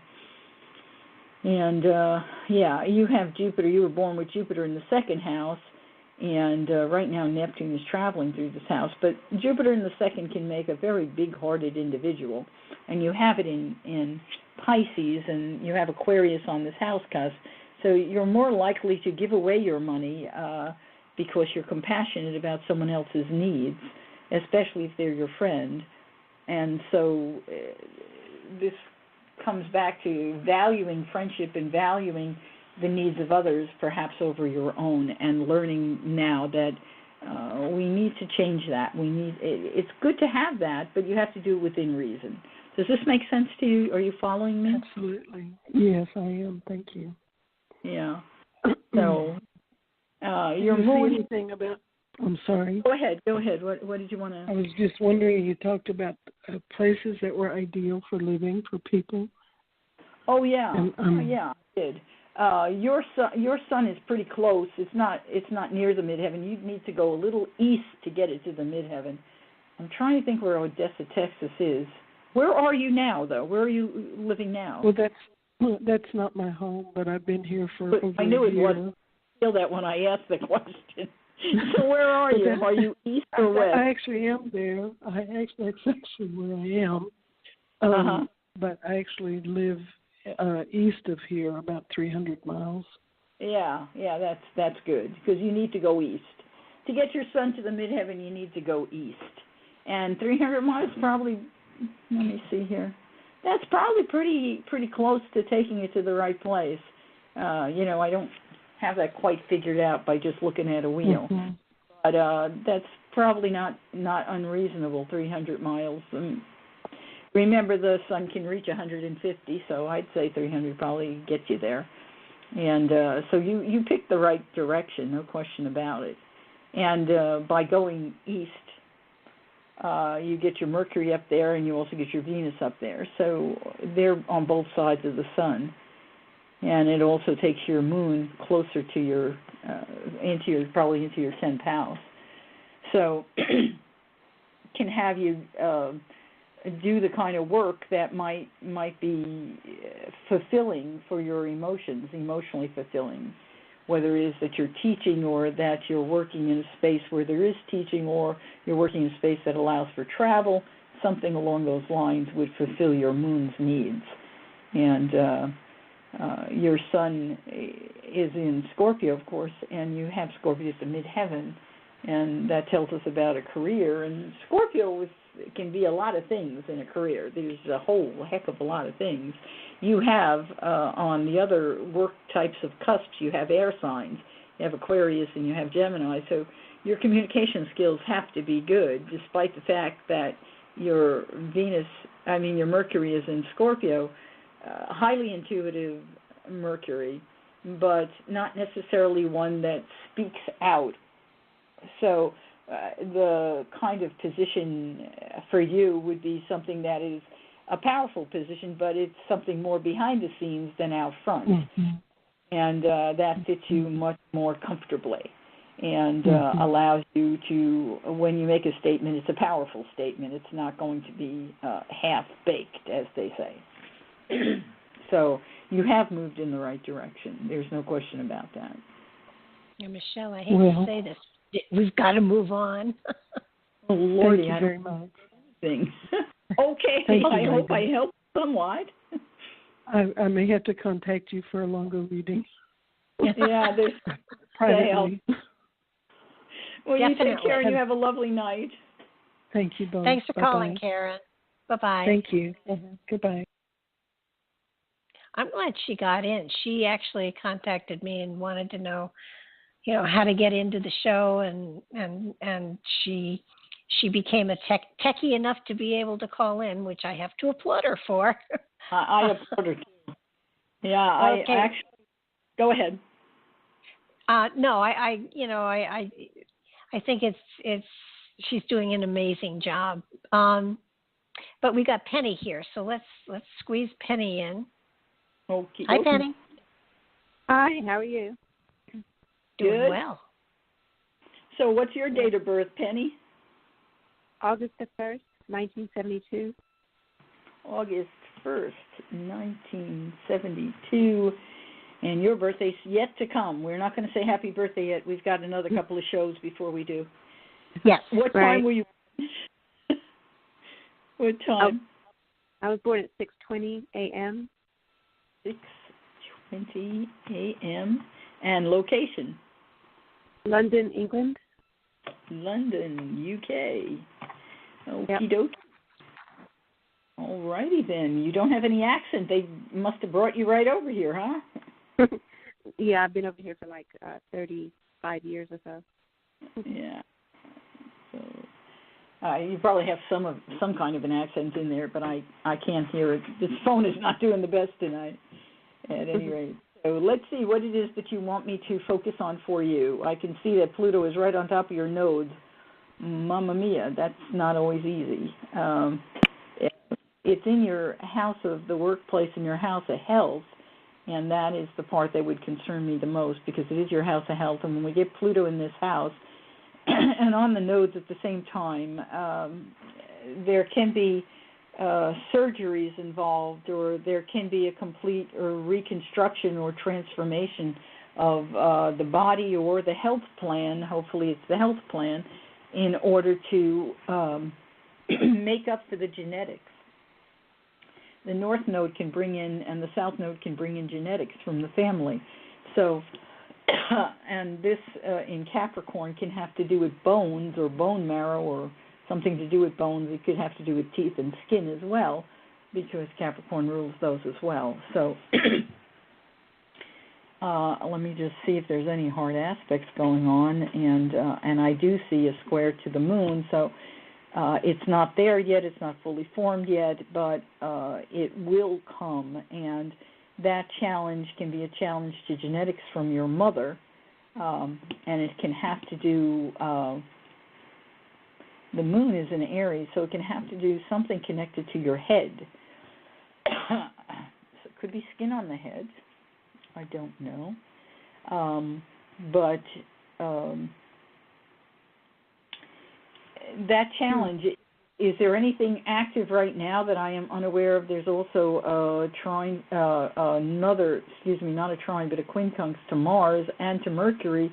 So communication skills, bones again, the backbone, the spinal cord, and Mars can have to do with energy levels as well as communication skills with Mercury. So, and that can cause a person to go back and forth, am I doing the right thing, am I not doing the right thing, and it causes stress because one is uncertain as to what is happening. Now, all of that could be applied to the workplace, and if it's coming through the workplace, so much the better, but once it hits that 24 to 25 degrees, which is a few years down the road, it's not there yet, that could become a physical challenge. So let me ask you, how are you doing? You mean health-wise? Yeah. I'm okay, I guess. I've noticed that. I don't know. I've gained some weight, and I think it might be hormone related. Yeah, Mars can do with that. Mm-hmm.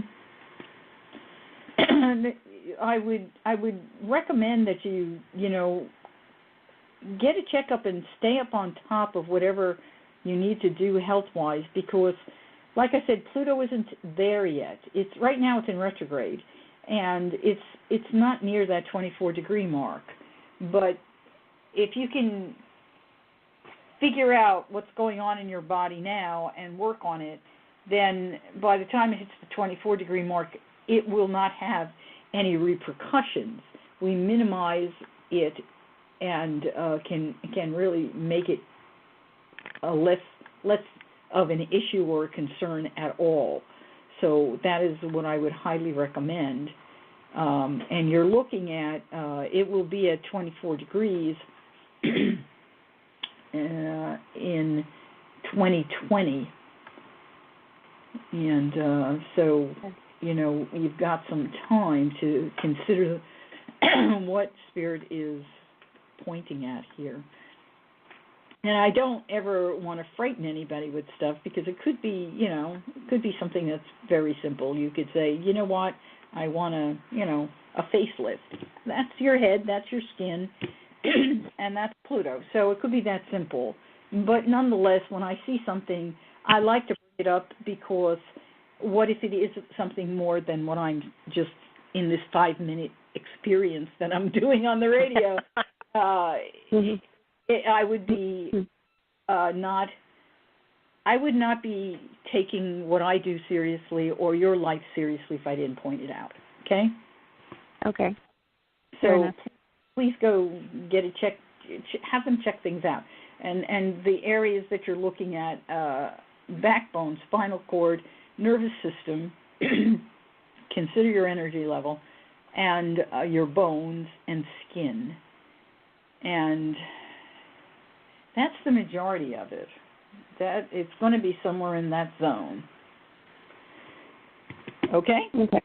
Okay. All right. Good. You may want me to look at something else, but that stood out like a sore thumb, so I had to speak. Finances and relationships is what I was interested in. Of course. All righty. Well, let's take a look here. You don't really have anybody traveling through your second house, but your fifth house right now, you have Mars going through it. You have Jupiter in that house at 29 degrees. It was retrograde when you were born. It is now direct, and it hasn't been direct very long. That's kind of exciting. Maybe now you're getting out a little more and making more connections this last year or so. Might be 2 years. That's a very good thing. And let's see here. So it does rule the house that you fall in love. It rules socializing and connections. And let's see what in the sky, if we've got Jupiter doing anything that will be helpful.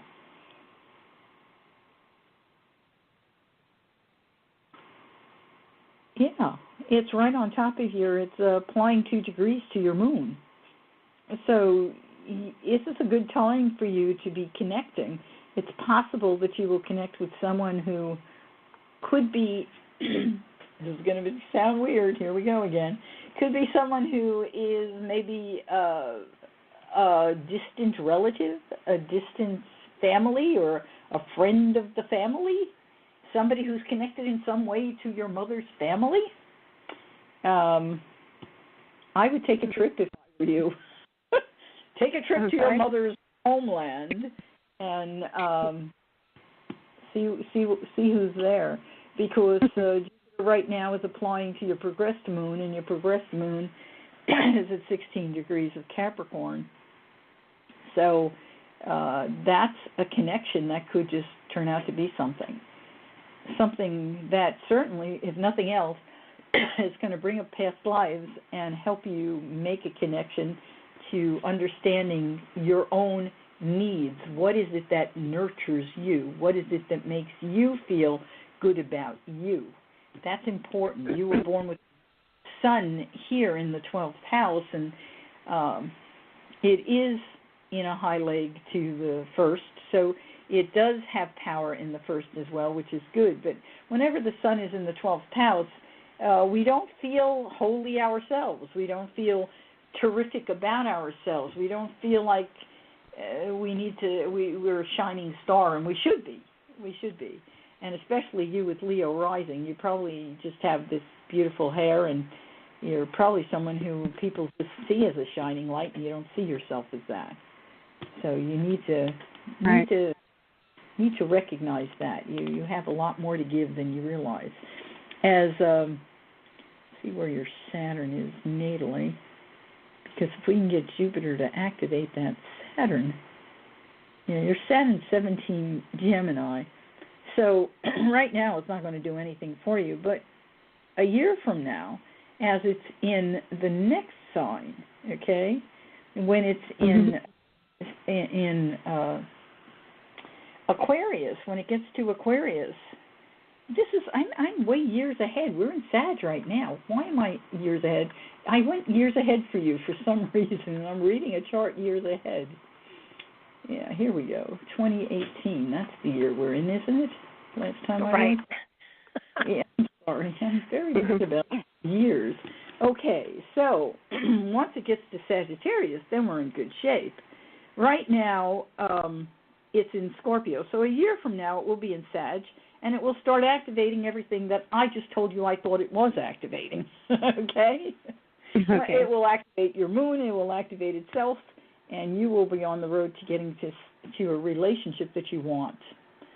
So your desire to travel somewhere, and it doesn't have to be to your mother's family.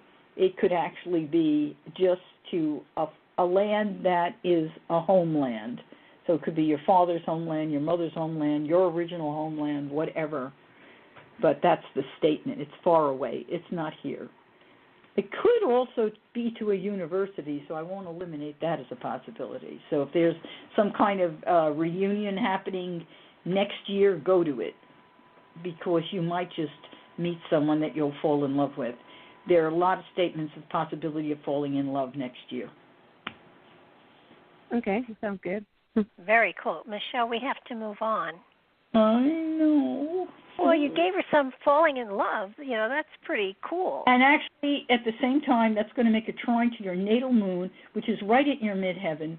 So there is a possibility it will also give you a doorway for a promotion or more money in your life. So, hot dog.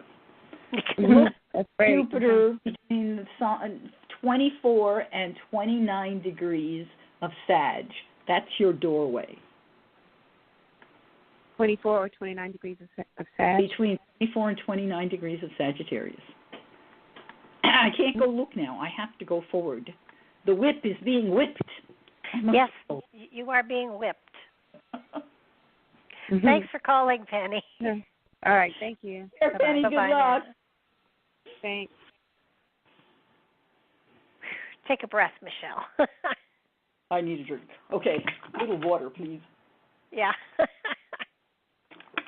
Okay. Yeah, I know I push you hard, and there are like 17 people waiting, but we're not going to obviously get to them tonight. I'm so sorry. Well, me too, but you know, Black Talk only gives me 2 hours, so you know, we get in as many as we can, but you know, I am so appreciative for all the help you give people, and I know tonight that there were a number of people that called that, you know, are just really on the edge, and you really helped them, and that's one of the reasons why I do the free shows. That's one of the reasons why, you know, we put it out there and there is no cost, because there are people that really, really, really are searching and they don't have a lot of money, and to be able to call into a show like this and get good, compassionate advice and information from someone like you is such a gift, and I am so very grateful that you give of your time and your energy to be a service like this, because it really does mean a lot to a lot of the people that called tonight. I kind of knew some of their stories, so that you were able to give them something to hold on to and to focus towards is amazing. It's just phenomenal.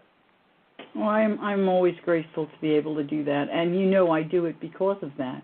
I know everyone cannot afford to pay me to talk with them for an hour. And that's why I do this, because I always pray that what I give to one person, other people will be able to use as well, and I hope that is true. And I'm grateful you make the show available, because I couldn't do what you do. I have to just do what I do.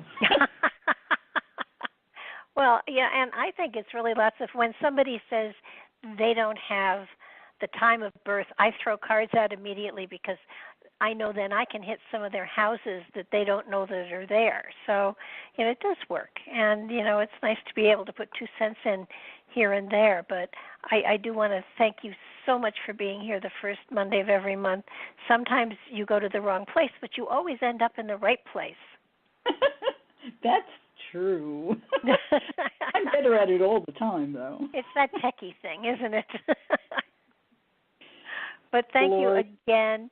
You absolutely, you not only touched the lives of everyone that you talked to, but everyone who listened. And the cool thing is that, I take notes all the time because you say things that I'm not aware of and that I can, kind of put in my tool belt and use. So you are of benefit to everyone that listens. And, the show goes up on YouTube, probably tomorrow morning or so. And so, your message gets out there far more than you actually even realize.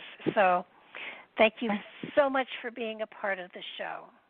Oh, you're welcome. And good night to everyone. I'm grateful. I'm grateful to be of service.